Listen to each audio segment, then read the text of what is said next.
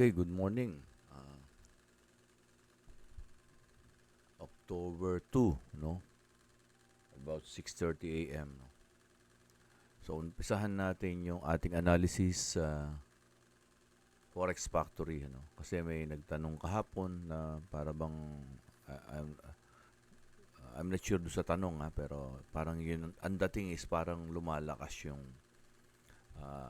USD kahit na may mga lumalabas na mga news na hindi maganda. And then sinagot ko naman ng uh, actually hindi lumalakas yung USD kasi yung ating mga news i-apply natin siya sa long term o yung pangmatagalang epekto ng news. Kung yung USD man ay bumababa, yan, tulad nito, bumababa ito, no? Bumababa ito. Yan. We have to confirm kung itong pagbaba niya na to is talagang lumalakas ba yung USD at tumihina yung XAU. Pwedeng ito ay retracement lang sa higher time frame. Reviewin natin yung mga news. Kung mapapansin natin itong news na to is this is red, no? Red. Ito parang medyo neutral. Tumaas ng konti dahil 48.7, then ito negative, non-farm payroll. But this is ADP. Hindi naman pag lumabas yung news talaga is gagalaw siya ng naayon dun sa inilabas niya na tataas ka agad dito. Katulad nito, negative. Even the job openings, di ba? So, nagkaroon ng konting discrepancy from the previous and actual o yung as expected pala, not discrepancy. Then, yung consumer confidence bumagsak. Ayan. This should be not good para sa USD. So, kung hindi good ang USD, dapat ang XAU ay tataas. Ayan. Pero sa mga sa mga nakikita natin paminsan-minsan, nagkakaroon siya ng retracement. Ayan. Retracement is normal yan. Ayan. Kung mapapansin nyo, this is the 30 minutes, 15 minutes. Ayun yung MA200. The MA200, hanggat nasa ilalim yan, ibig sabihin yung price is pataas, uptrend. Tingnan natin sa 30 minutes. So, ayun, no? Lalo na kung titingnan mo sa monthly. On the monthly basis, makikita mo dyan talagang the price is very bullish. Imagine niyo from the all-time high, ano? Itong candlestick na to, no? This is a breakout on a monthly basis. At kung babalik man yan on October, October is just a retracement. No? And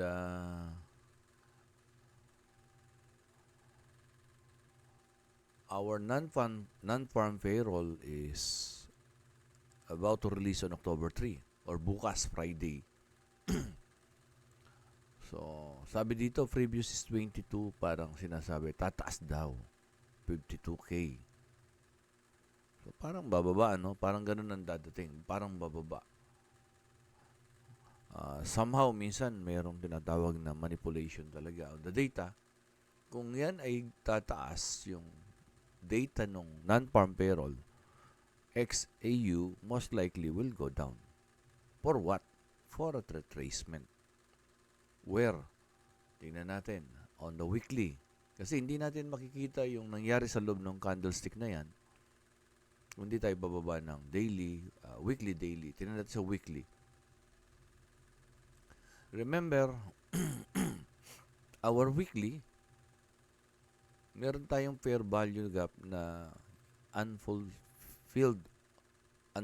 orders from the breakout from the all-time high. Ayan. During the breakout, meron siyang fair value gap.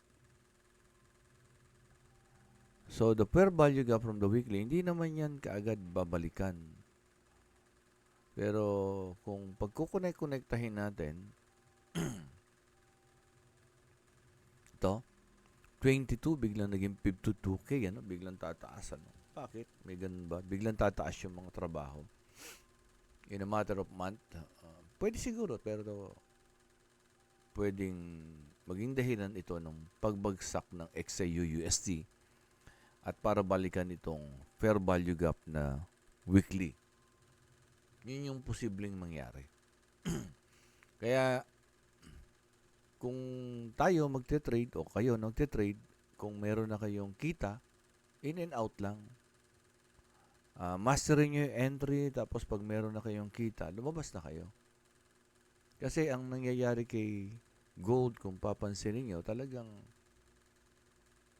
very volatile siya. At ang volatility niya, parang maliit tingnan, pero kung susukatin mo yung volatility na yan, so, that is around 970 kaagad yung sinukat ko na yon. Yung nakaraan, ito.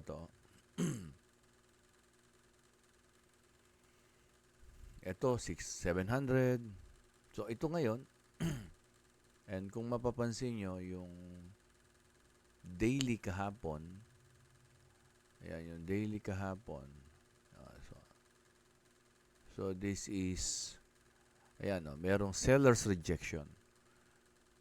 Hindi kasi natin masabi na ito ay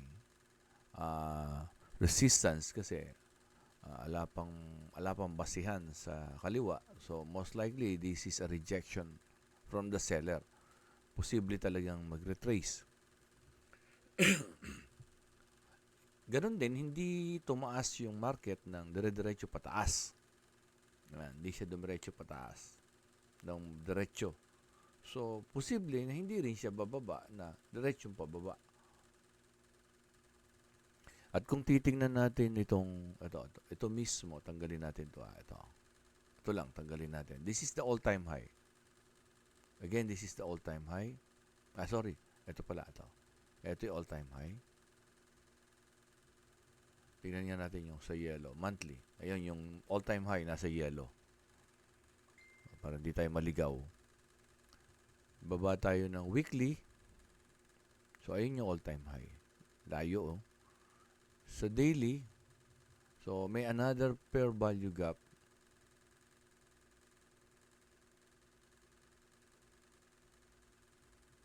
May mga another fair value gap.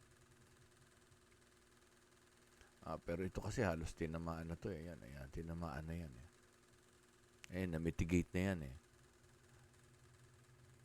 Ito, so, okay, na-mitigate na yan. So, posible na itong rejection na to, pwedeng tingnan natin sa 4 hours. So, ito. Ayan, Ay. Ayun yung fair value gap, na pwedeng balikan. So, kung babalikan itong fair value gap na to at maabot ito, ayan, at nag-machoke dito yan, at ma-breakout dito ang breakout, yung area na yan. So, pwedeng hintayin ulit bumalik yan. Kung magkaroon ng fair value gap dito na bearish fair value gap, pwedeng hintayin yan bumalik talaga dito. So, tingnan natin. Dahil lang natin ngayon yung araw na to. At the moment kasi parang kung bababa tayo ng 1 hour, ano ba ang nabubuo? So, ayun, bearish. Bearish pa rin. So, ito kahapon, this is the Asian market. Napansin nyo, nag-sideways. So, ayan. Pero, nag-close almost kung saan siya nag-open. So, ano ibig sabihin nun? Indecision. The market is indecision. Prior dito, kahapon is Huwebes.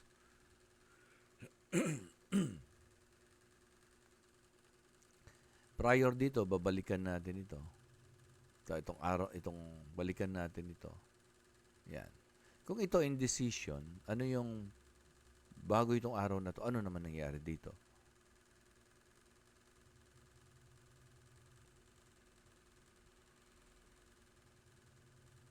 Nag-open dito ang market. Ito kasi napansin nyo, diretso to eh. Bullish na bullish to eh. On the daily basis. Ito, so, inaasahan ng marami, di diretso, pero on the London, bumagsak na siya. And then on the New York, tumaas uli. So, halos ito, indecision na rin ito eh. Kaya lang, pag ipinlat mo to, may green na body to. May buntot dito, may buntot dito. Pero ito, pag pinlat mo to, may green pa din ito. Kaya lang, mas mahaba na yung buntot sa taas. Diba? Ito, tumaas, bumagsak. Ito, ganun din. Tumaas, bumagsak. So, ang huling galaw ng market ay laging pabagsak for the past 2 days. So, possible, ito, ganun din. Or posible nga, baka dumiretso na to eh. Sideways, tapos biglang dumiretso eh. So, kaya ingat lang. So, kung ganun yung maging bagsak, in and out lang. Pag may kita na, $2, $3, labas na. Kasi, ang very volatile talaga si gold. If nag-trade ka rito, hinihintay mong tataas doon, wala na, talo na naman to. Ganun din to, no? Hintay mong tataas doon, talo na naman, di ba? Although we have a trading central, the trading central is hindi naman ganun ka 100% accurate most of the time. So, again, if you have a small earnings na naiipon paunti-unti, labas na kayo. Katulad ko kahapon, panalo na ako dapat kagabi, pero biglang nag-reverse, di ba? So, kung ikin-lose ko na yon, actually, nakakuha na ako ng 60 pips. Isa 30, isa 60, hindi ko na i-close kaagad, nahiga ako. But balik ko, yun na. Medyo nagpahinga ako. Pagbalik ko, nag-reverse na. Pero ganun talaga yung market. But at least we are now learning. So again, ulitin ko, no? Dito, ayan, this is bullish. Pero dito, yung pagbagsak na to, this is a seller rejection. Ngayon, this is buyer, pero kung ipa-plot mo yan, may green yan, both sides. So, indecision. Ito naman, naging inverted hammer na to. Okay. Inverted hammer, pansinin nyo. So, if this is the, sasabihin natin resistance, yung body ng inverted hammer is nasa below the resistance.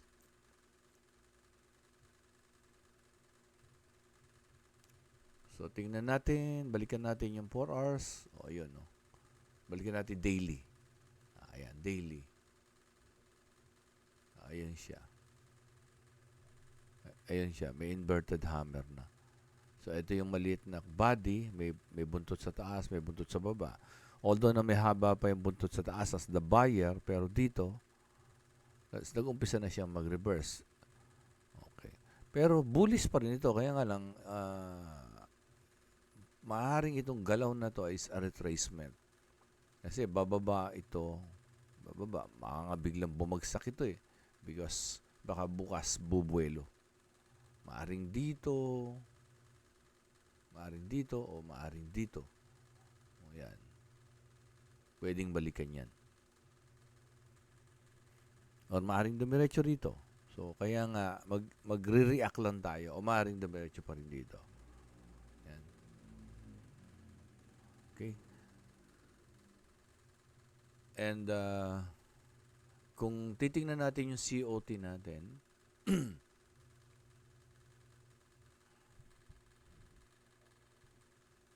although na ang daming long, but last Saturday, may inad silang 5,000 na short. So, ibig sabihin, they are planning to sell 5,691. Maaaring because of this overextended na galaw ni gold. So, kailangan niyang, kumbaga, huminga. Yan, hihinga ng konti. Yung 6,000 or 5,000 bago uli. Kasi, ang long term niya talaga is bullish. Ayan siya.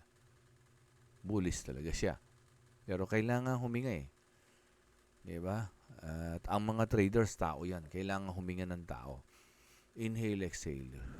So, ito yung long-term na galaw. Ito yung short-term na galaw. At the moment, yung short nagdagdag. So, yan. So, they are planning to sell XAU. So, if you're planning to sell XAU, what will happen? Price will momentarily go down. Yun nga lang, hindi sinasabi ng COT kung kailan nila i-execute yon. Those are the plans. So, as chartist, binabasa natin ngayon yung candlestick formation, not only the lower time frame, but also on the higher time frame.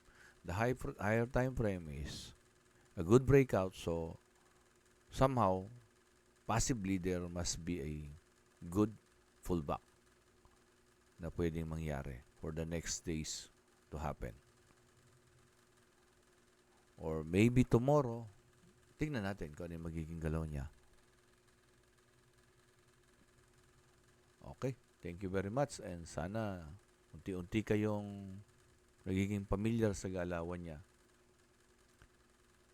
Don't just react on the news. Lalo na sa high impact news, pag hindi nyo kabisado, better tabi-tabi lang muna kayo, observe. Nanalo nga tayo ng $2, tapos nung bumalik naman tayo, natalo tayo ng $50. Sayang lang. Okay? Good luck and thank you.